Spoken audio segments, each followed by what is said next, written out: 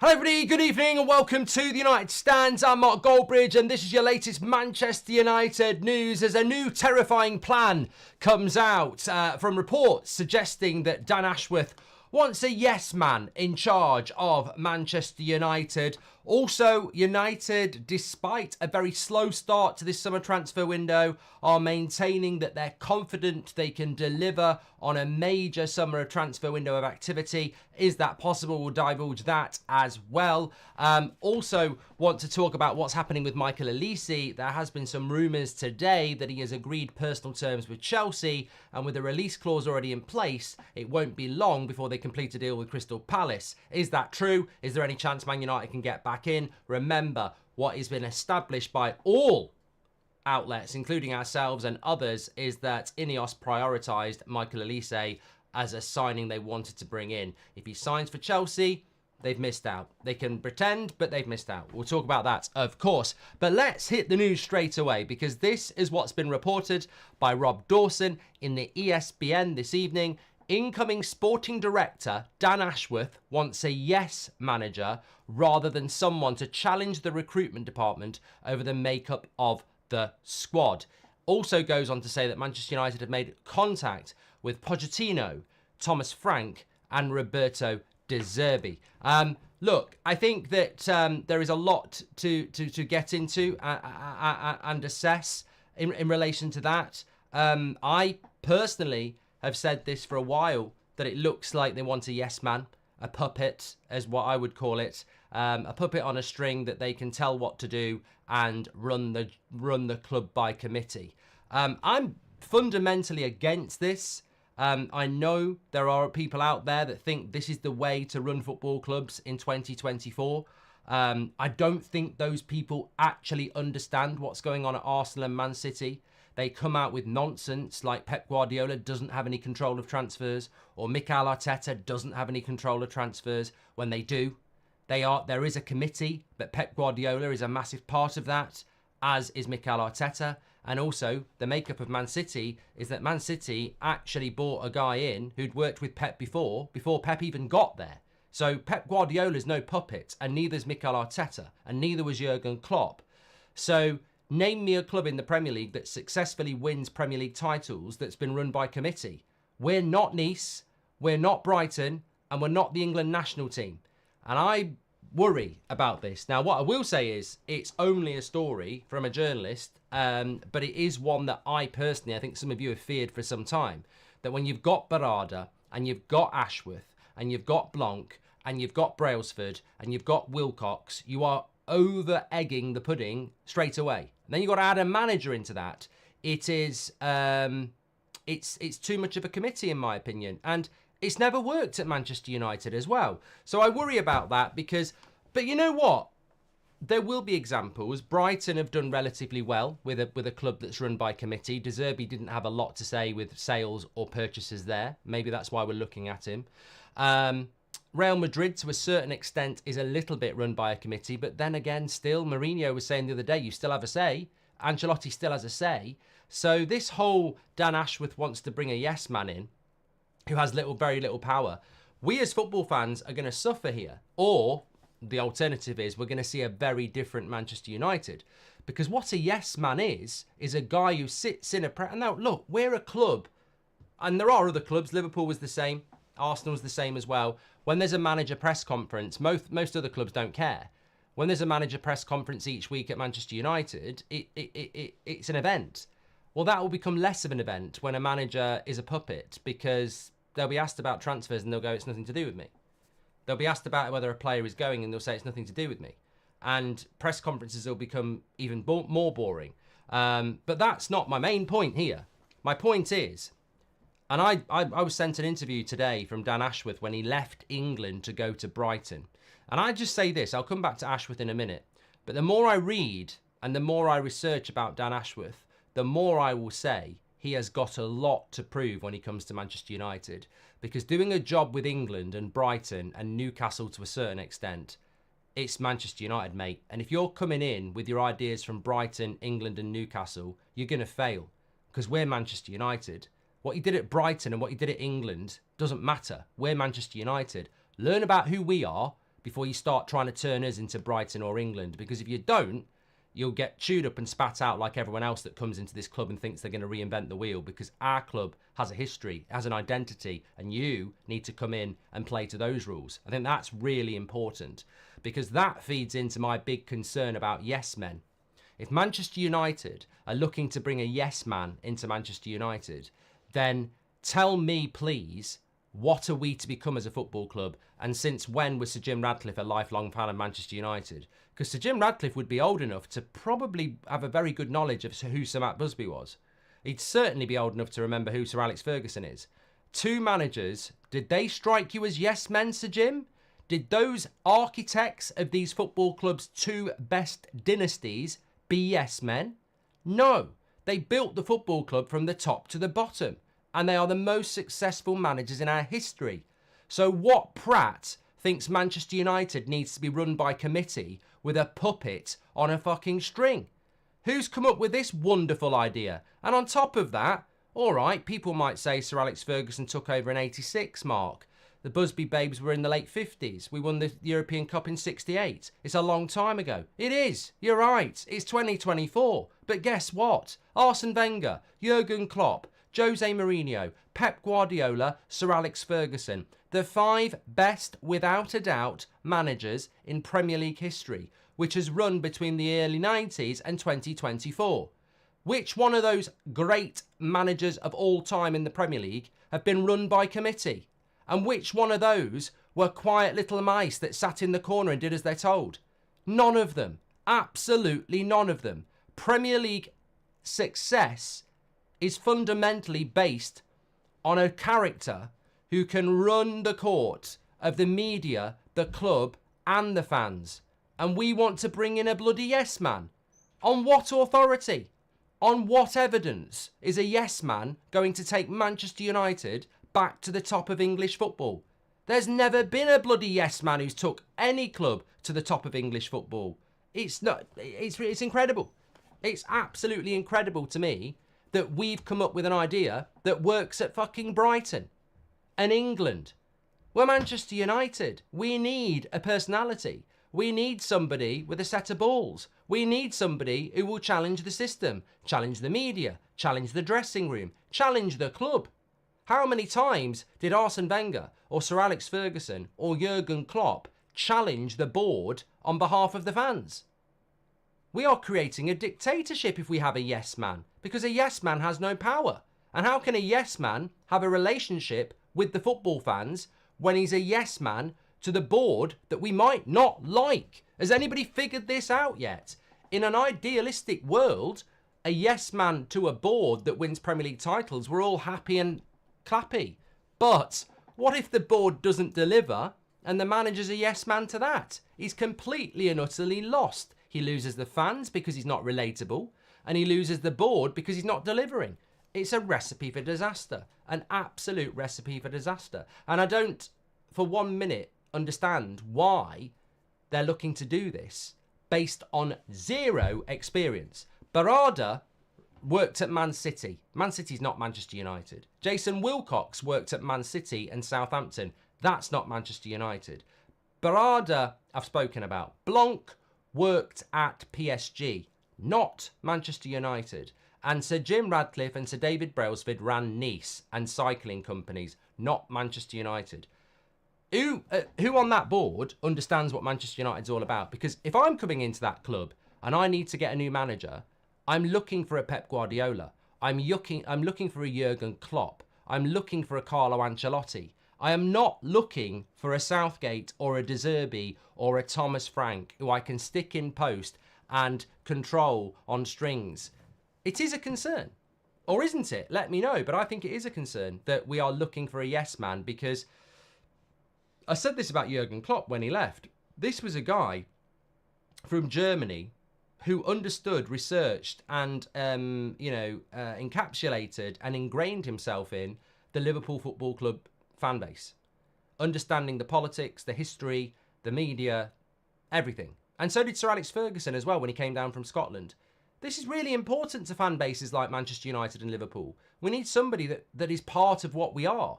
And what are Man United fans? Opinionated, leery, arrogant, loyal. You know, we need somebody like that who is there fighting for us, not fighting for a board that we don't even know what their plans are. M. Parker says, I don't want trophies. It's about the balance sheet. That's what they're all about, says Parker. Saf, welcome to Members Club. You're a legend. Victor says, Mark, Sir Alex Ferguson is part of the board. Why can't he advise them on how to properly run this club and save us? He's the only one that knows this club, says Victor. Well, there was a story today that Sir Alex Ferguson would like Pochettino. But you can rule Pochettino out straight away if this yes man thing is true, because the reason Chelsea got rid of Pochettino and the reason Pochettino wanted to leave Chelsea was because he didn't want to be a yes man, which is why they've gone for the guy from Leicester. So I think we can rule Pochettino out based upon the fact that he has just left a club who want to be run by committee and he didn't want to do it. How credible is this? No, Dawson has been on the show and gives info, but his story on Ollie to Besiktas was wrong, says FIFA Crazy. Well, look, mate, I did say that a few minutes ago. Every story, whether it's Fabrizio Romano, Rob Dawson, DiMarzio, who said that, hinted about a release clause being paid for De Zerbi, which obviously didn't happen based on what Romano said today. People get things wrong, people get things right. 2 + 2 is not always 4. But in relation to Dan Ashworth, as I said, this is not my story. This is from Rob Dawson, who is saying that he wants a yes man who won't answer back about recruitment. I disagree with that.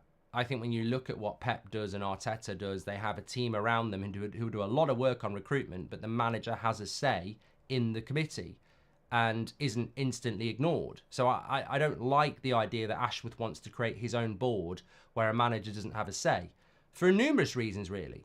But also, the more I look at Dan Ashworth, the more I am getting a little bit concerned, because there was an interview he did before he went to Brighton where he's, you know, basically kissing the arse of Gareth Southgate and how great he is. And, like, it's not that he's wrong to give Gareth Southgate credit for England if he wants to, but I look at his CV, England kissing Southgate's arse, the football's crap, Dan. You know, everybody in England knows the football's crap under Southgate. The results are good, but the football's crap. We're not that club. So even if you like Southgate, the style of football is really important, as it is Liverpool. You can't just put a manager at Man United who might grind out results. They'll be gone. Style of football is really important. So everything you talk about from England is irrelevant for Manchester United because style of football is really important here. Brighton, well, it's Brighton, mate. Brighton recruiting people for 5 million from Ecuador and, you know, being patient with them and then selling them for £100 million, and the expectations at Brighton, it's not Manchester United. Like, it's completely different.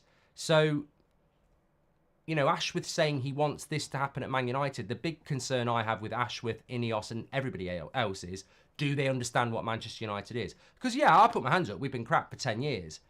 But in that 10 years, there's been a lot of moaning. You know, Gary Neville, me, you. What have we moaned about? Style of play. We're Manchester United. Like, we're always going to be Manchester United. We're always going to be this team that needs to play a certain way. And, you know, what I'm reading and what I'm hearing and what I'm listening to, I worry about Ashworth. I think he's got a lot to prove. He can prove it. He might come in and go, you know, I want a Pep Guardiola. I want a manager that's, you know, personable and, you know, creative and, you know, charismatic and, you know, wants to lead from the front, and I want to support him. You know, those things certainly could happen. There's no doubt about that. But I also think that, it concerns me a little bit because I just think that when we first heard about Ashworth, we didn't have a director of football. Well, we had John Murtagh. Now, there's that question about, well, when stories like this come out, is he the right guy? Does he know what he's on about? Does he understand what Manchester United's all about? Look, Patrice Evra said it best when he signed for Manchester United and he knew it was a big club. And then when he got here and he read and saw everything about the Busby Babes, he really learnt about Man United. And I don't know whether these external people, obviously Man United's a big pull, but you've got to understand what we are. There's a level to it. Yes, we're a big club, but then we're something else beyond that. What are we trying to accomplish? Incompetence of these people after seeing what the Glazers did beggars belief. They need to go along with the Glazers, as Adrian C. Shane says that the likes of Ashworth and co are cowards. Go out and get your coaching badges rather than hiding behind a yes man you can throw under the bus, says Shane. And Anthony Johnson says, how is Ashworth even commenting on United? Isn't he on gardening leave and going to court over Newcastle's fee? The Ineos brainy trust is scaring me, says Anthony. Ineos and Ashworth are Laurel and Hardy, says Terence. Ineos did nothing. Sheikh was the only one who wanted to make real changes, but the Glazers can't have a successful club. You'd have to spend, and they don't want to do that, says Isaiah. And Mankin LA says, I'm writing to you from Kentucky today. Bourbon capital of the world. Ineos making me drink too much whiskey as they embarrassingly fester over the manager. Keep Ten Hag, give him the 3rd year. Julio Lopez, welcome to the members club. DK says, would not be surprised if they bring back Sunshine Ole Gunnar Solskjaer. He was the perfect yes man, shielded the board against the fans, top 4 minimum next year. Yes, lest you guys failed, I'm watching Ineos, says DK. And if we get a yes man, there'll be more player power, says Alan Noonan. And Levi says, I don't believe Barada signing up to have a yes man, just a fake easy story because Tuchel was the opposite of that. Yes man options left mean easy story. I like that, Levi. I like that. Look, I like that. I said it's a story from a journalist that may or may not be true. And you know what I like about Levi there is that Thomas Tuchel's not a yes man. I said that from the start. I didn't want him. He's not a yes man. Pochettino is not a yes man. That's why he's lost his job at Chelsea. Ten Hag is not a yes man. So you look at Tuchel being out the race. You look at Ten Hag potentially still being sacked.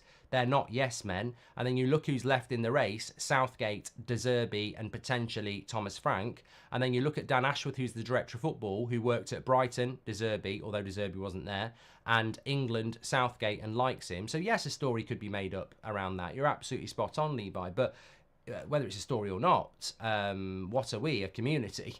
I mean, we're not the board of Manchester United. We don't know what's going on, but we are more than entitled to discuss potentials, like we discuss potential games when it's a preview or potential transfers when we're linked to them. So I think that, you know, all I'm saying is I don't want a yes man at Manchester United, and I don't want us to be run by committee where a manager is a puppet. And as I said before, there will be people who are quite happy for that to happen. De Zerbi's a puppet. That's what he was at Brighton. And I think if you want that, that's absolutely fine. But I actually think football's a very simple game. And I look at what has been successful in the Premier League, and not one puppet has won a Premier League title. Not one of them. Every Premier League manager that's been successful is the opposite of a puppet. So if you're looking for a blueprint to success, then we've already bloody got it. As many people said, Sir Alex Ferguson is the guy that can give you the juice. Like, you don't need to speak to Dan Ashworth or Barada or Blanc. You don't even need to speak to Sir Alex Ferguson. You just whack on MUTV and you go back through the years and you go, Man United used to be really successful when we had this guy that was given the time to rebuild the club from top to bottom, who had an emphasis on youth and an emphasis on rebuilding the club from a position where it had been bad for many, many years. And then when we started to be successful, he was really ruthless. He'd get rid of players, even if they were first team players, if they stepped out of line, and the club would back him. Well, you know, that last minute there's the blueprint for success. Get a manager in with broad enough shoulders to have a plan that works and follow it through and back them and support them. And then when players or anybody resists them, kick them out the club. It's not that hard, is it? It's what Arteta's had at Arsenal. They got rid of Aubameyang and everybody, and they were patient with him. And the hilarious thing is, Sir Jim Radcliffe sits there and says Arsenal have done well sticking with Arteta and being patient, but Arsenal are only replicating what Man United did with Sir Alex anyway. It's so bloody obvious. We are the blueprint. It's not Pep Guardiola, it's not Mikel Arteta, it's not Jurgen Klopp, and it's not Jose Mourinho. It's Manchester United. We were the first team to win a Premier League title. We gave a manager time and were patient, and he built the youth and he built the club, and then when people stepped out of line, we kicked them out. Support the manager. Simple as that. Don't have a bloody puppet there. I mean, and also, whoever said about player power, absolutely spot on. You bring a puppet in, like Southgate, unless he's there washing their car for them every single day, what happens on the day where he doesn't wash the car because he's got a bad back? They're going to be going behind his back going, look at this puppet. He hasn't washed my car for 2 days. Reckons he's got a bad back. Absolute twat. Yeah, we don't respect him. But this dressing room doesn't need a puppet. The last thing this dressing room needs is a manager that we all know is a puppet, because they won't respect him because he won't have any power. So who's to blame if these new signings come in and flop? The board won't take the blame. They'll just use the manager to take the hit. Well, the board. Well, if we're run by committee, the committee has to take the blame, mate. We'll have to just, yeah, 100%. Anyway, there's more to this story that's come out from Rob Dawson. Get your comments in on what your thoughts are. Incoming sports director Dan Ashworth wants a yes manager, a yes man, so that they don't challenge his recruitment. We've spoken apparently to Thomas Frank, Robert De Zerbi and Maurizio Pochettino. Well, as I said, Pochettino's not a yes man. He's just lost his job because he's not a yes man. Thomas Frank, why he kept... I mean, look... Do we, Southgate gets mentioned a lot, De Zerbi gets mentioned a lot, and people get very, very scared. What, are we just dismissing Thomas Frank because it's hilarious, or like, are we actually going to get scared about the fact that Man United might want Thomas Frank? I mean, for fuck's sake.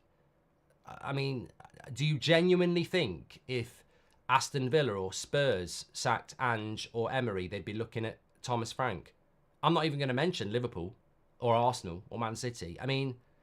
It's embarrassing, some of the names we've been linked to as well. Really embarrassing. Also goes on to say that Manchester United are hopeful of concluding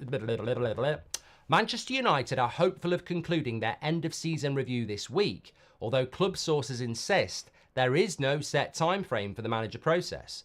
According to a source, Ten Hag remains in the dark about whether he will continue as manager. So, hopeful this week, but no set in stone, same as last week. They also remain convinced that they are on track with their summer plans despite delaying a decision on the manager's position. Club bosses have assured representatives of senior players that efforts to strengthen the team are on course even while Ten Hag's future is up in the air.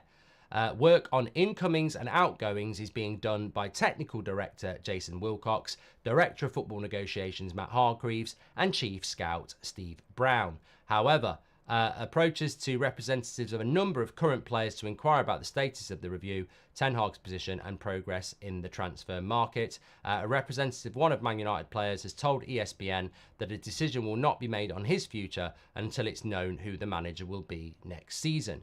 So, I mean, that's all quite interesting, isn't it? And for me, that's just PR. So, effectively, we're saying we're still really confident that we're going to have a good summer transfer window and that we've told senior players and current players and prospective players that. However, we're saying to prospective signings and players that might leave, no decision's going to be made until we've got the manager in. So on one hand, the manager process isn't stopping transfers, but then in the same article it says it is. Because until we get the new manager or we decide what's happening with Ten Hag, we don't know what's going to happen. So yeah, a bit weird there. Manchester United remained confident they will have a positive summer, although sources have said that Sir Jim Ratcliffe and Jean-Claude Blanc have admitted to staff that the recruitment department will not be up to full speed until Dan Ashworth is in place as sporting director. So that's concerning, isn't it? Because Dan Ashworth won't be here this summer. So what we're basically saying is we can still have a good summer, but if we don't have one, we're going to use the excuse that we didn't get the director of football in that we could have got in January because we went for somebody that we couldn't get until after the summer transfer window, and that was our choice.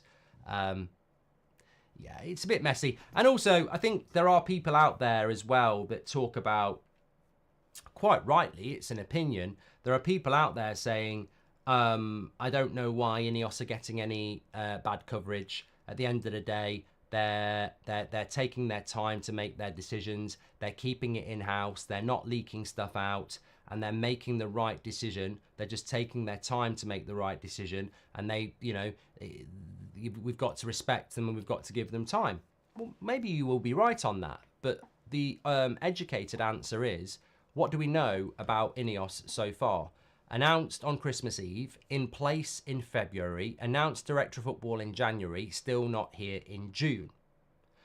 What else have they done? Announced a manager review in February that was advanced in late March and is still not resolved in mid-June. Announced that they are going to work with the government to try and build a Wembley from the north that we may or may not fully own. Announced that they're going to cut a lot of jobs for people who, could be good people within the club that are going to lose their job because they need to save money because the people that they're working with, the Glazers, have put us into so much debt that we've got to make good people unemployed. And also, the day before the FA Cup final, it was leaked that we were looking to sack the manager. So we're not running a tight, efficient ship. A lot of what's going on is bordering on incompetent, factually. Dan Ashworth will be the Director of Football in February. He's not here till mid-June. We're advancing quickly on our review of the manager and who might take his job in March, not resolved in mid-June. We're going to make a lot of people unemployed. We don't know what's going to happen with the stadium. We might do a deal with the government.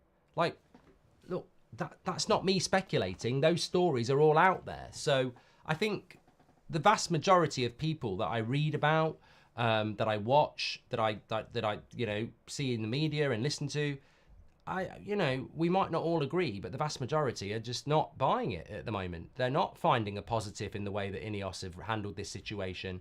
I mean, look, I've been surprised today by a number of people that I don't necessarily massively respect in the media or in the YouTube space, who have called it out as absolutely embarrassing and disgraceful the way that they've left Ten Hag. And you know what? I'm big enough to acknowledge that even though I might not have the best relationship with some of these people, we do love the game of football, and some of us do love Manchester United. And just because I don't necessarily have the best relationship with those people doesn't mean I can't applaud them when they come out and say what I've been thinking for a few days now is what a mess this is. And I'm sorry, I'm not gonna jump into a mysterious lake because people are saying jump in, I'm sure everything's fine. Like, there could be a bloody big crocodile in there, I'm afraid. So I don't think things are going particularly well. And I think when you read the stuff that we've just been talking about there, that, Man United are saying to players outside of the club and inside the club that we're still going to do transfer stuff and we're still going to have a good summer. But they're also saying, yes, the manager process is holding it all up and we might not have a good summer because we haven't got Dan Ashworth. There's a contradiction, isn't there? There is. Oh, yeah, we're still going to have a good summer, but we haven't got Dan Ashworth and we don't know what's going to happen until the manager's gone. I mean, the thing I found interesting today from the interview we had with Fabrizio Romano, which I would implore everybody watch because I can't go over everything that was said. There was so much spoken about there about the manager situation, signings of Neves and everybody else. Really, really good interview. But what I found interesting is about Todibo is that if Erik Ten Hag stays, then Todibo is probably the quickest favourite centre-back that we're going to sign because Ten Hag likes Todibo and Nice own Todibo. But if he doesn't go, the new manager might not be so hot on Todibo. And I'm sort of looking at it going, well, I want Todibo. And surely Sir Jim wants Todibo because he owns Nice. And, surely that's another reason to keep Ten Hag because I think Todibo for Varane is actually, probably the most logical deal to do. And that deal could be done tomorrow if we decided to keep Ten Hag. So, yeah, I don't know. Anyway, Man United are going to be the new Nice nightmare, says Terence. You know what? I'm actually going to do a video this week on Nice. I actually am. Because I think I've sort of... It's, you know what? You know what I feel about Nice and Ineos? And I'll be honest here. Because people think I don't like Sir Jim Ratcliffe and I don't like Ineos. And that's not fair. Like, it isn't fair. It's not that at all. I wanted Qatar. That's very, very, very different. I wanted a full sale. I wanted the Glazers. If Sir Jim Ratcliffe represented a full sale and Qatar represented 25%, I would be pro Sir Jim. I just wanted a full sale and the Glazers out. But when Ineos won, I said, well, we've got to get behind it because that's reality. And I want them to be successful. It's not my fault that I have to keep calling them out because I think that they're not doing a very good job. But in relation to Nice, and I want them to do a good job because it's the only bloody option we've got. But in relation to Nice, it's a bit like, if you're in a club and you meet a girl, or you're at work and you meet a girl, or if you're a girl and you meet a boy, or if you're a boy and you meet a boy, I mean, whatever floats your boat these days, it's all fine. Or any day, really. But throw the spade away. But the point I'm saying is that you meet somebody, you really like them, you spend a bit of time with them, you get to know them, and you feel that you really, really like them. And then somebody says, they used to go out with such and apparently such and such, they were a bit of a, pain in the arse. And you go, well, look, my experience is that they're not like that. And I really like them. So I'm going to give them a chance. And I feel like that about Nice and Ineos. It's like, of course, you could go digging into what's gone on at Nice, but I really genuinely haven't because I'm like, well, whatever went on at Nice, they do own 25% of Man United, and Man United's not Nice. So I haven't really looked at it. But I think they're making so many mistakes now that I feel like I have to now go and look at what happened. And it's a bit like being in that relationship where you're like, I don't care what they've done in the past. They've been really good to me and I really like them and I want to give them a chance. And then you give them a chance and they start doing stuff that you don't like. And then you think, right, I want to find out what they did in the other relationship, because if it's anything like this, this is a big red flag. And so I think I am going to have some research into Nice and Ineos and what they've done, because people have said to me that, you know, players have complained. There's been, you know, a high turnover of coaches and managers. So, you know, I will have a look at that. Are you Ineos out or wait and see, says Corey? I'm 100% wait and see. 100% wait and see. I mean, Ineos out is... It's almost childish, really, isn't it? Ineos out. It really, what does it even mean? What, you know, Glazers out was a thing for 20 years and they never went. I think that, look, if they give Gareth Southgate the job, they're basically probably done in my eyes. You know, you can't have people like that in charge of Man United, because I'll be Southgate out from day one. I won't give him a chance. I've said that. I'm sorry. There's just certain lines you don't cross, and that to me would be, you know, too far for me. Listen to Vieira talk about Nice, Danny. Well, I will. But I think that I think things need to improve drastically. My big fear with Ineos, and it wasn't meant to be part of the show, but my big fear with Ineos at the moment is, you know, when Simon Stone said 2 weeks ago that Joel Glazer's involved in the decision on the manager, I was like, hold on a minute, that wasn't meant to happen. And when Ineos bought the club, we were told that there would be a pathway to buying all of it in 2 years. That's not there either. And it just feels to me at the moment that a lot of what's going on is very similar to the Glazers. Like this summer transfer window, we haven't got a lot of money. You know, we might not have the summer we want because we haven't got Dan Ashworth. And it just seems like all the same old excuses are coming out again. And I suppose, naively, there's a pathway as to why that would be, because the Glazers actually still own the football club. So why would it change? So far, Ineos and Sir Jim come across as British Glazers. Yeah, I don't, Mojo, I've said it before, I'll say it again. I don't really understand the British obsession. I actually think it's ridiculous if it's true. I don't understand the British obsession. I don't understand why they'd want a British manager. I don't understand why they'd want to start buying British players.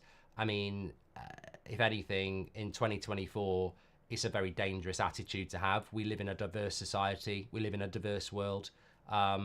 You know, you have the right to go and be the boss of HSBC India if you're from America. And if you're Indian and you want to go and be the boss of Australian oil or whatever, then you have the right to go and do that. It shouldn't be about your nationality. It should be about your competency and your ability to do the job. So I find that sort of stuff really weird, that that you might be prioritizing somebody based on their nationality. I mean, Eric Cantona, Cristiano Ronaldo, Roy Keane, they're not British. You know, David Beckham wasn't from Manchester. Sir Alex Ferguson's from Scotland. You know, I don't understand that. I find it pathetic, actually. And I don't actually give it a lot of weight, because I think it would be absolutely shockingly embarrassing on the part of Ineos if they were prioritising British, because you're alienating probably 97% of your fan base straight away. You can't just buy British. What's all that about? And I am British, but I don't live my life like that. I couldn't give a toss if we buy a Mexican striker or a striker from Salford. I don't care. I don't care at all. Manchester United, for me, has never been about British. That's just not what it is. I want us to always play our games at Old Trafford. I don't want us to be playing games against Arsenal in New York in a Premier League game. I'm against all that. I think there is a heritage of what we are, but I don't have any care in the world about having a British manager. I just don't. I'm a bit of a romantic that I'd like our manager to be somebody that's played for the club. I quite like that idea, but their passport really doesn't bother me at all. But we do still live in a world in the UK where those sort of things do still count. You know, they all, you know, we don't want a foreign manager for England. You know, we prioritise and overhype the British players. Do you think they understand the severity of the Man United job, the stadium, the financials, the players, and what it will entail to resolve it, says Dead? I mean, I don't know. The proof will be in the pudding, I suppose. Look, if they've employed the right people who think like you do, but know the game better than we do, then we'll be fine. But if they've employed people who know the game better than we do, but don't know Man United like we do, they'll fail. And I think that's the best thing I would say. The only way to make Man United successful, because you could get Gary Neville to do the job, but he doesn't know enough about football, as we've seen with Valencia and some of the stuff he comes out with. So what you need is, you need a Sir Alex Ferguson who comes down from Aberdeen, who ingratiates himself into Manchester United, learns everything about it, respects it, and then builds the vision around it with his expertise. So if you bring somebody who knows football in really well, who is hungry to learn about Man United, recipe for success. If you bring somebody in who's got their heads shoved up their own arse and are like, this is what I want to do and I'm going to implement it at Manchester United, then I think we'll struggle. Because Manchester United, I mean, look at Jose Mourinho. He was like, I'm Jose Mourinho. I've done it at Real Madrid. I've done it at Chelsea. I've done it at Inter Milan. I'm going to do it at Manchester United. And I'm Jose Mourinho, the special one. And it didn't work because, and he respected Man United, but he wanted to do it his way. And there are things, like, look at what Jurgen Klopp did at Liverpool was perfect. Done very well at Dortmund. But what did Jurgen Klopp do at Liverpool? He had an idea of what he wanted to do, but he needed the time to understand what Liverpool was about. And then he merged it together. And I don't know whether some people understand this because it might seem a bit old hat, but there are certain clubs in the world like Real Madrid, Barcelona, Bayern Munich, Manchester United, Liverpool. There are others, but those 5 really jump out at me. That are football clubs, that are big football clubs, but also it's like a language. It's like a language you need to learn. You go to France and you're going to live there. You're not going to get by going, I don't need to learn French. I'm just going to be speaking English and everyone else can understand me.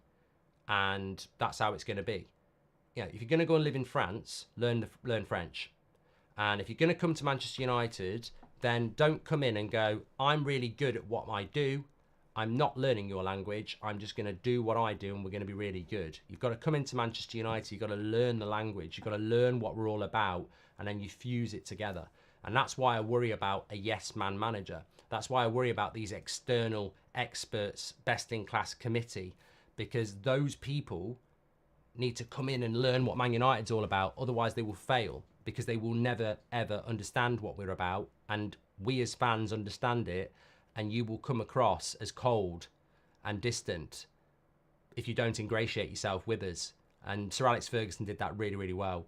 Jurgen Klopp did it really, really well at Liverpool. You know, we need something to believe in. And believing in something isn't just because someone tells you to believe in it. You know, respect is earned. And we need to see, it's like a rite of passage, isn't it? Players do it. I mean, look, this guy, talking about players, this guy gets it. He's only been here 2 years. He gets it. He understands what Man United's all about because he's a good footballer and his personality and his hunger and his desire fits in with what we are. Heinze had it. Wasn't the best left back in the world, but he had it. Ander Herrera had it. Patrice Evra had it. There are players that come into the club and they get it. And there are players that come into the club that might be better than some of those players that don't get it. Look at Di Maria. He didn't get it, did he? Never really got it. And that's the same with managers. It's the same with CEOs. It's the same with directors of football. It's the same with board members. You can't just come in good at your job. You've got to come in and understand and get it. This tells me that players don't believe in the process and will jump ship, says Tony. They all want to be like Florentino and let the manager coach, says Jonathan. I hear Ineos are interviewing Kermit the Frog. No puppets left on the list, so a Muppet will have to do, says Philip. I just realised they were such deep discussions with Tuchel, and why was he a favourite choice? Confirmed by Romano if they want a yes man. Good point, Levi. So who's to blame if these new signings could have done that one from Raz? Ten Hag has also changed his style because he realised what Man United is all about, says Hyan. And I can't logically see why they would keep Ten Hag now. They've been so disrespectful, obviously wanting to sack him in July. Ineos have not impressed, says Lee. Eric deserves better. The disrespect is mad, says Sebastian. And the Hughes lad says, it's horrible not knowing. We have no idea whether it'll be mid-table or top 4 next season. Thank you very much for that. And Ten Hag might walk out after disrespect, says Corey. Well, I want to talk about Olise. But just on Ten Hag, I'm glad that we're talking about it 45 minutes into the show because I hate it when it's like the lead story. But just on Ten Hag, I just wanted to say this, that I really do not know what to say about Erik Ten Hag because, well, there's two things I want to say. First of all, is that, you know, that guy who used to be on the telly in Sky? I think he works over in the Middle East now with Andy Gray. Oh, Richard Keys, yeah. He basically came out and said something to the effect that if Ten Hag's got any respect for himself, he'd walk away. And I just thought, you know, this is why mainstream media is so shit, because you get these people that when they haven't got a script or an earpiece in telling them what to say and they're let loose on their Twitter, they expose their absolute idiocy and misunderstanding of things they don't understand. They literally think they're typing on Twitter, and what they're actually doing is sticking their nose in a beehive, and they moan when they get stung. All those people saying Erik Ten Hag should walk away, he's entitled to 10 million quid when he gets sacked. There ain't no way I'm walking away. No way in a million years. And yes, I'd be massively pissed off that I've been undermined and disrespected. But I ain't walking away without the 10 million quid that these prats... Look, if they want to sack me, I know I'm good at my job. I know I've won 2 trophies in 2 years. I know I've developed the youth. I know the fan base wants me to stay. So if they want to sack me, they can deal with the fallout of sacking me, and they can also give me 10 million quid. I'm not walking away from 10 million quid and also letting them get no heat because I've walked away. Never in a million years. Never in a million years. Let them sack me, let them take the fucking heat for it, and let them pay me 10 million quid as well. Exactly. So why is he going to walk away? Absolutely not. 2, what's going to happen? Well, look, I don't know. I mean, obviously, listening to what Fabrizio said on the interview, that Tuchel was the guy that was winning the race if they were going to replace Ten Hag. It doesn't mean Tuchel was going to get the job, because Tuchel hasn't took the job. So why didn't Tuchel take the job? Is it because he didn't want to be a yes man? Is it because United might be keeping Ten Hag? We don't know. But we don't know what was going to happen there. But what we do know is that Tuchel was high on the list if they were going to replace Ten Hag. Well, now he's gone and McKenna's signed for Ipswich. These are managers I wouldn't have taken, but they're better than what's left. So if we're not going to take the guys that were better than the ones that were left that I didn't want, then why the bloody hell would we not stick with Ten Hag now? I mean, if you don't take Tuchel and you don't take McKenna, why would you go after De Zerbi or Frank or Southgate? I mean, we're literally going down the list for managers that are nowhere near the level of the manager we've already got. So I don't really understand why they wouldn't stick with Ten Hag. But then on the other hand, I think, well, if they're sticking with him, why have they not said it? And surely the longer it goes on, the more... Are they just so desperate to get rid of him that they're going around talking to as many people as they can until they find somebody? So, look, maybe it will be Thomas Frank over Ten Hag. Maybe it will be Southgate over Ten Hag. Maybe it will be De Zerbi over Ten Hag. But, look, I don't know what's going to happen. I really want Ten Hag to stay, as you know. But even from a transfer perspective, I'd like him to stay because I know he wants Olise. I know he wants Todibo. You know, I know he wants João Neves. I know he wants Sesko. He wants Frimpong. You know, a lot of the players that Ten Hag wants are the players that I would like us just to crack on and get. And also, we know the players he'd probably like to get rid of as well, which ultimately I agree with. So, yeah, obviously I want him to stay. If he does go, where do I think we go next? Very, very quickly. I don't think there's a lot left. Like, realistically, I think United have set themselves a very narrow... And this is where I call bullshit. You know, some people are saying, well, fair play to United, fair play to Ineos. They're not running into a decision. They're walking into it, making sure they've assessed all the options out there before they decide to sack Ten Hag or keep him. Bullshit. Can we just call that bullshit now? This bullshit that people want to brainwash themselves with, that we're slowly assessing everything before we decide to keep Ten Hag or sack him, assessing all the options. We're not assessing all the options. We're not talking to Emery at Aston Villa. We're not talking to Amorim at Sporting Lisbon. We didn't talk to Alonso at Bayer Leverkusen. We're not assessing all the options. We're assessing all the cheap available options. So let's not pretend that this strategic review is all-encompassing and we're checking all the options before we set with Ten Hag. We are focusing on a very narrow set of people who are either cheap or available that nobody actually wants. Because if we were assessing all options and best in class, then we would be looking at maybe taking a manager who's already in a job, because that happens all the time. If Manchester City part ways with Pep Guardiola tomorrow, they won't be interviewing Pochettino, Thomas Frank and De Zerbi. They will go to maybe Aston Villa, or maybe Leverkusen, maybe Real Madrid, and they will interview them. And Real Madrid and Aston Villa and Bayer Leverkusen may say, you're not taking them. And they may well go, well, we are. There's your compensation. So we're not assessing everybody, and we are not assessing best in class. We are assessing what is available and cheap. De Zerbi is available because he's not at Brighton. Pochettino is available because he's not at Chelsea. Thomas Frank is probably available because he would be cheap to get out of Brentford. And Gareth Southgate may or may not be available after the Euros. Are they the best available? No. Emery's better than all of them. But we're not interested in Emery because one, he probably doesn't want to come. And two, Villa would probably charge us tens of millions of pounds. So, but there was an interesting thing from Fabrizio in the interview, and I would, as I said, check it out. There's so much in there, I can't go through it all. But he was asked about De Zerbi, and he said the thing about De Zerbi is that there is a release clause to pay. Although he's left Brighton, there still remains a few £1 million that need to be paid for De Zerbi if Manchester United want to go after him. So I still think De Zerbi, I wouldn't take De Zerbi, I've told you why, but I certainly wouldn't be paying for him. I wouldn't pay for De Zerbi. Pochettino, I don't want for the same reasons as 2 years ago. Southgate, I mean, I don't even want to talk about. Thomas Frank, I don't want to talk about. So I just don't see.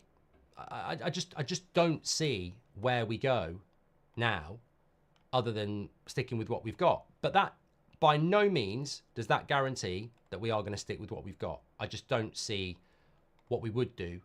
I don't. I really, really don't. I'm just going to whack this up before we talk about the latest on Michael Olise. Goldbridge Saves Football Podcast. I hope you're all listening to it anyway, but if you're not, please join the podcast movement. It comes out every Monday. Scan the QR code or go to Spotify and just type in Goldbridge Saves Football. Give it a listen when you're in bed at night, in the bath, on a walk, on a run, you know, on the way to work, school, whatever. Please support the podcast and get involved. It's obviously, of course, free. The reason I'm telling you about it is that we've just recorded today our big Euros preview, talking about all the teams, all the dark horses, and Goldbridge has come up with a way of really analysing all the teams as well. You need to listen to it to find out, but bullet point ways to assess every team in the Euros that you won't forget. And it's a 3-point plan that even your dog will remember. In fact, you'll be watching a game at the weekend and it'll be Slovenia against Denmark, and your dog will woof and go about Slovenia. And you'll go, oh yeah, I learned that on the podcast. So do check it out. How would our amber system work with this story, says Juan. I don't know what you mean. I mean, I suppose what you're saying is, do you believe the Rob Dawson story that Ashworth wants a yes man? I don't know whether Rob Dawson's story is a star, but I do think even if it's not, it's probably taking elements of what we've heard before to form a story. And there will be elements of the truth in that. I mean, it's not new news to say that Ineos and Ashworth want to build a committee with a manager that doesn't have any power. It's bloody obvious. Why have you got a technical director? Why have you got a director of football? Why have you got Sir David Brailsford? Why have you got Blanc? Why have you got Barada? We've gone from having nobody above the manager to probably 5 or 6 people. I have watched 99 yet. Let me talk to you about Michael Olise. Please do smash a like on the video and subscribe. I've just got to say happy birthday to Kaylee's boyfriend, Jay. Happy birthday to Jay. Love that. I tell you what, I get a lot of people saying, can you do a video for a birthday and this, that and the other? And apologies. As much as I'd love to do it, I can't be arsed. No, I can't. I get too many people asking. It's very, very difficult. But if I ever see them in the chat or anyone does a super chat like that, then I'm more than happy to shout them out, of course. So happy birthday to Jay. And I do try and catch an eye for them as well. First 5 seasons under Sir Alex Ferguson, 6th, 13th, 12th, 13th, 11th. It amazes me that United fans forget United's path to the summit of the top tier of English football, says Sean. Who would you have if Ten Hag was sacked as average? Well, I absolutely 100% refuse to accept Ten Hag being sacked. It's a bloody disgrace because there's no good candidates out there. But if Eric Ten Hag wasn't in charge, who would I take? Fucking hell. I mean, I literally would be knocking on the door of somebody who's in a job. I wouldn't be taking what's out there. There's a reason they're out there. I wouldn't. And look, Thomas Frank's in a job, but I don't want a counter-attacking coach, so he's out. I wouldn't take De Zerbi or Pochettino or Tuchel because they're out of a job for a reason. I obviously wouldn't take Southgate. You know, I might have a look what Germany do in the Euros. Honestly, I think that's the only one that I ever thought. And I don't want to sack Ten Hag, but Nagelsmann was the only one I thought there's something intriguing about him. He was the only one that I thought, yeah, he's got a personality. He's, you know, the young thing doesn't bother me, actually. Look, again, I'd rather take McKenna out of everybody that's available, and he's signed to Ipswich. So, yeah, I don't like any of the candidates that are available at the moment. Amorim would be interesting as well, yeah. A committee is going to tear the heart and soul out of United, says Terence. Thank you very much. Right, let me talk to you about Olise. There was a story tonight that Chelsea have agreed terms with Michael Olise. Personal terms, which means that he wants to go to Chelsea. There wouldn't be any issue because Chelsea, Crystal Palace have a release clause, so there's no negotiation really there. So it was sounding early this evening that Chelsea had gone and got Michael Olise. Joe Tommy says Chelsea can take him. I really don't agree with this at all. I think he should be a Manchester United player. I think I actually feel like I need to swear. It's absolutely fucking ridiculous if we don't get Olise. I mean, Olise. Ineos absolutely wanted him. Ten Hag absolutely wanted him. And he absolutely wanted to come to Manchester United. So, missing out on this deal, why? It can only be two reasons. One, the manager situation, or two, we can't afford him. But he's going to go to a rival that basically is where we are. You know, Chelsea and Man United, there's not a lot of difference. They're in the Conference League, we're in the Europa League. They finished, 6th? We finished 8th. We won the FA Cup, they got to the Carabao Cup final. We're basically Chelsea at the moment. So we can't be losing players we want to them. It's very, very disappointing. But I suspect what's happened with Olise, if he signs for Chelsea, is just the play from Chelsea is far more relentless, you know. The analogy is very, very simple. Chelsea are there whining and dining him and, you know, making him laugh and telling him how much they want him. And, you know, Man United are just there occasionally throwing a glance, but not showing a lot of interest. You can't blame Olise for choosing Chelsea when they're putting all the effort in. Man United just haven't for whatever reason. And it feels like United have accepted defeat by briefing stories that a right winger was never a priority anyway. And as I've said before, if right wing's not a priority for Man United, then we're really in trouble. I mean, we've not created chances from the wing for 5 years. So it's not about how many you've got, it's what you do with it. And we've been firing blanks from the wing for years. You know, we need some, we're impotent. It's not about how many wingers you've got, it's about what they can do. And we needed a creative winger, and he was one. I like Neto. I just feel that Neto is probably more injury prone than Olise, who's had probably problems as well. Greenwood is not staying, Terry. Greenwood will be leaving Manchester United, and Jadon Sancho is very much up for sale as well. How many people does Pep have working above him, just out of interest, if this structure we're trying to build can actually be successful, says Nathan? Well, Berardi used to work above Pep Guardiola, and is it Tixi Begiristain, who is basically the main sort of director of football, etc.? Well, he's worked with Pep before at, I can't remember whether it was Bayern or Barca or both, but he came into Man City a few months before Pep came in. So there is a guy that sort of works above Pep in relation to recruitment, but the relationship they have is tight, very, very tight. And Man City's recruitment board is very, very tight. And Pep Guardiola actually, embraces and enjoys that. He enjoys, because he's such an intense guy on the training ground. I mean, Pep Guardiola is a bit of an anomaly, really, as is Arteta, because Sir Alex Ferguson didn't do a lot of the coaching. He had a head coach. He was more of a man manager, whereas Pep Guardiola is a coach and a manager, and on the board of recruitment. I suppose Arteta's quite similar as well, because he obviously learned from Pep. Jurgen Klopp would be quite similar as well. Although Liverpool, I think, are going to change a little bit now that Pep's gone, and Klopp's gone. The funny thing is, De Zerbi will still be available in December. He's so good, Bayern went for company over him, says Cat. Well, look, I don't want this to be a De Zerbi bashing show, but I genuinely think some United fans want De Zerbi because it's not Ten Hag. Like, and I've seen people on X go from Nagelsmann to Tuchel to Pochettino, back to Tuchel, to Nagelsmann, to Zidane, to Tuchel, and now to De Zerbi. And I see you. You just want anything other than Ten Hag. And that, to me, is just pure desperation. How can you go from all these different managers just to get rid of Ten Hag? Like, it's just getting rid of Ten Hag in my mind. And that's fine. That's fine. Everybody's entitled to their opinion. But the interesting thing about De Zerbi is at one point he was getting the Bayern job, the Barca job, the Liverpool job, and none of them took him. So is that good that none of those clubs went for him? In fact, you know, De Zerbi's actually managed in the Premier League, and Liverpool went for Arne Slot from the Eredivisie. De Zerbi's actually managed in Europe and done well in the Premier League, and Bayern Munich went for a guy that got relegated in company. So, you know, is that good? None of these big clubs decided to go for him. I mean, that's a red flag in itself. I've never really thought of it like that.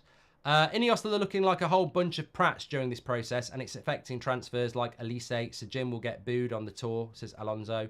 Thank you very much for that. De Zerbi ain't ready, says Shane Smith.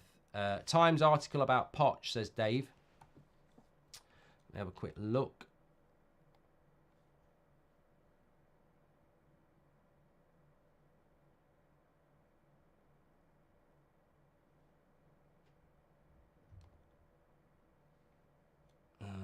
That's all about. Sorry, I just had something else sent to me there.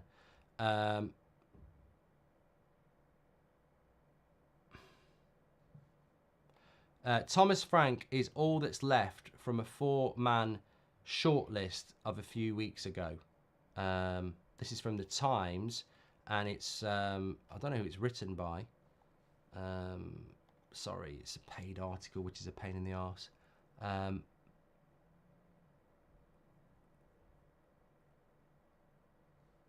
It's an interesting one, isn't it? Because there's so many different ways that you could read it. Like, does it undermine Ten Hag because they've literally spoken to so much shit and they decide to keep him?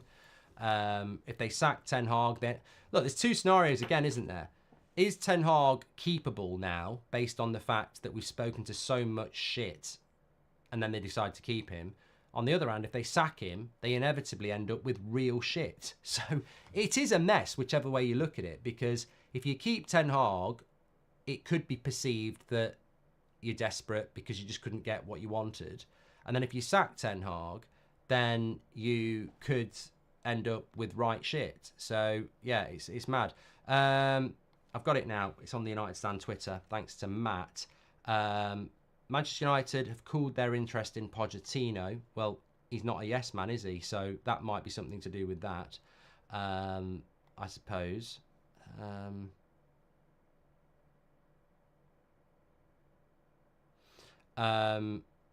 Academy Scoop has said that what's Dan Ashworth's real top-level European or South American networking? He's got little role and delegates to a recruitment specialist anyway at Brighton. Yeah, look, I hope Dan Ashworth does really well, but I'm long past going, we've gone and got somebody who really knows what they're doing. I'm very much of the opinion that he's going to have to earn his stripes at Manchester United and show that he actually knows what he's doing. I guess we'll just have to wait and see. I'm trying to see what this short list actually was, but I presume it was Tuchel and Pochettino and maybe De Zerbi as well, maybe McKenna. Simon Stone has said in the last few minutes, sources were adamant they had not set a timeline on the end of season review. Assumptions of a resolution by the end of last week were also incorrect, and still there's been no suggestion. An announcement is pending, so it still runs on and on. I mean, it's mad, isn't it? It's absolutely crazy. It really is. And look, again, you know, you sort of flip up and down, don't you? The longer they're carrying it on, does it not read that they're so desperate to find somebody? I mean, look, nobody knows what's going on. Somebody said to me today, you know, it must... Does it frustrate you that nobody knows what's going on because it's, you know, it doesn't give you so much to talk about? And I said, well, it's completely the opposite, mate. Like, the fact that they're not saying what's happening, everybody knows conspiracy thrives in uncertainty. So we spoke about Southgate on Friday because of a news article. We're talking about yes men tonight. None of this would be going on if Ineos provide clarity. So in relation to conversation and deliberation, it's rife at the moment because they're providing so much uncertainty. But I go back to what I keep saying. Like, the longer this goes on, you can read that they're so desperate to sack Ten Hag that they're now probably interviewing championship managers. But then on the other hand, you could read, well, if they're so desperate to get rid of him, why haven't they got rid of him yet? So it's flawed on both sides. Yes, they're still doing the review. It looks like they still want to get a new manager in. And then you go, and yet they haven't sacked the manager. Because personally, if I was so desperate to get rid of Ten Hag, but I didn't know who to replace him with, I'd get rid of Ten Hag. And then I'd focus on going after somebody who's in a job. The one thing I would like people, and I don't normally do this, the one thing I would like people to take away from this is that call the bullshit out. This strategic review shouldn't be called strategic. It should be called a desperate review. Because a strategic review trying to get best in class would not be so narrowly focused on people who are cheap or out of a job. If you are doing a strategic review under the pretense that you are looking at the best options for the club before committing to Ten Hag, then you would be looking at Amorim, you would be looking at Emery, you would be looking at Alonso, because we're Manchester United. We would be looking at top managers who are already in jobs. We would be looking at Nagelsmann at Germany, and we would be twisting their arm up behind their back and saying, this is going to change your life financially, but also your career. Yeah, managing Germany is great, but this is Man United. But we're not doing that, because that's what a strategic review would do, is assess the best out there. We're not doing that. This is not a strategic review. This is a desperate review to try and get rid of Ten Hag with somebody that's cheap and available. That's the truth. Because why are we interviewing De Zerbi or Southgate or Tuchel or Pochettino? Because they're all available. That's what we're doing. We're not actually looking at best in class. We are fishing in the sewer and calling it a strategic and taking bloody ages to do it as well. And guess what? It stinks. Anyway, look, we could go on and on. They want him to quit to save £9 million. Well, he won't quit and he shouldn't quit. I'd be disgusted in Ten Hag if he quit. Mark, you're the only one who speaks sense. Well, I don't think I'm the only one speaking sense. I'm sure all of you and everybody else out there understands that this is not a strategic review. If you are in charge of a business and you're not happy with your current manager and you want to replace them, then you would go out and look at other businesses that have good managers and you would try and tap them up. You wouldn't go down the road and see who's shopping in Sainsbury's at 10 o'clock in the morning because they haven't got a job. You would go and find the best. But what Man United are doing is saying, we don't know whether we want this guy, but let's have a look at the shit that hasn't got a job and we might find a bargain. That's not a strategic review. That's just a cheap, desperate review. You know, if I'd seen this story that we're in for Emery, and I know I keep mentioning Emery. I don't want Emery. I'm not saying. I'm just saying Emery's done well in the Premier League over a long period of time, and is at a club that's not Liverpool or Arsenal or Man City. So Emery sort of fits the profile of being a very good Premier League manager that Man United might want to look at. But we're not. Why are we not looking at Emery? Because he's not a yes man? Because he's not cheap? Because he wouldn't come? Because Villa would charge us a load of money? This is not a strategic review, and people need to see it for what it is. It's desperation. We are shopping in Poundland because we haven't got the money to go to Harrods. But we're packaging this up as, oh yeah, we're taking our time because we want best in class. But we've only got £1. Exactly. Anyway, look, I could go on and on. Thanks everyone for watching. Absolute legends tonight. Let's see what tomorrow brings. But I must say, what did I say on the morning show? All this, it's going to happen today. It could have happened today. It could have happened on Friday. It might not happen for another month. All these people saying by the end of the week or in the next few hours, nobody bloody knows. And guess what? I guarantee Ineos don't know themselves. I don't think they've got a plan yet. I really don't think they've got a plan.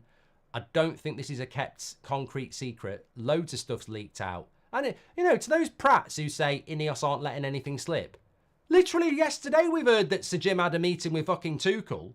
Everything's slipping out, apart from a decision, because they haven't bloody made one. Take care. Speak to you soon. Smash the like and subscribe. Thanks for watching. And don't forget to go and listen to the podcast, the big Euro 2024 preview. At least something positive happens at the end of the week. We have got the Euros. Take care.